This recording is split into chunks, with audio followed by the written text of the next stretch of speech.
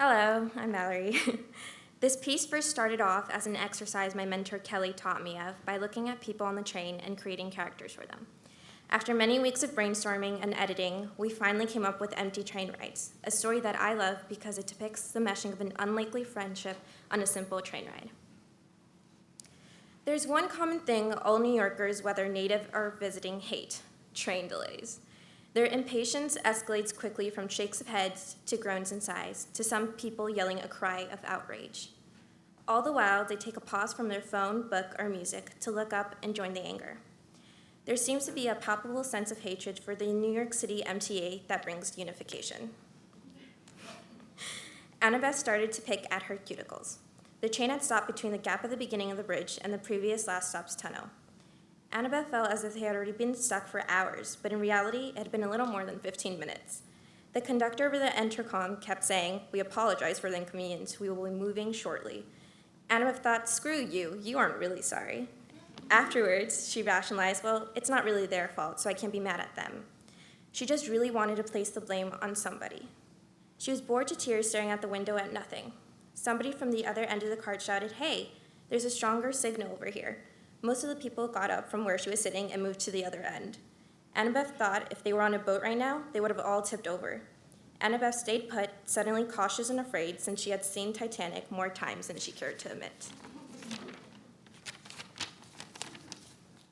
20 more minutes passed, but she was not alone on her side. The man and the woman was still there too.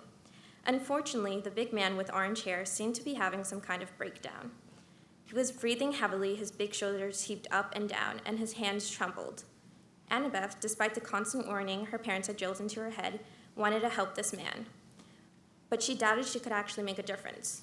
Whenever she was with her friends and they were immersed in their unwavering conversation, Annabeth would look at the breakdancers, homeless people, and the struggling musicians that had come on.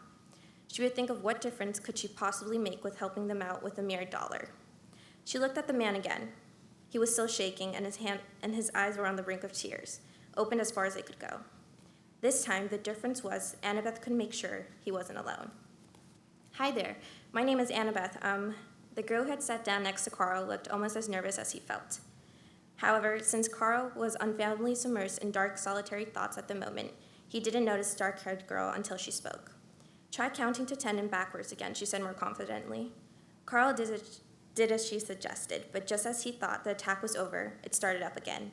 "Okay, that's okay. How about we try something different?" Carl's heart had slowed down when she had said "we." For many months now, Carl had been left to do things and figure it out all on his own, like all adults are expected to do. But this complete stranger, let alone a teenager, had taken some of that burden off his shoulders. "Mister?" Carl had not catched the last part of her suggestion. "Can you tell the happiest story you remember?" He didn't need to think too far, for it happened on this exact train. "The very first day I moved into my apartment, my girlfriend Jess thought it was a good idea to learn how to take the subway. Once I was underground, I felt like my lungs were blocking the carbon dioxide from coming out, and they were going to collapse any second. The darkness outside the graffiti windows that said 'we will all burn in hell' scared me. I squinted and looked, trying to see what was there.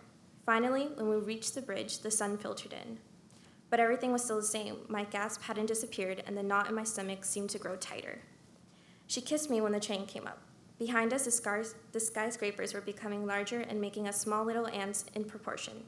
She said, 'I want to know at least something matters compared to this colossal universe. And right now, this, you, us, is all that matters. I love you.' That was the first time she had told me she loved me, and the first time I didn't mind my breath being lodged in my throat. I loved all of it. Thank you."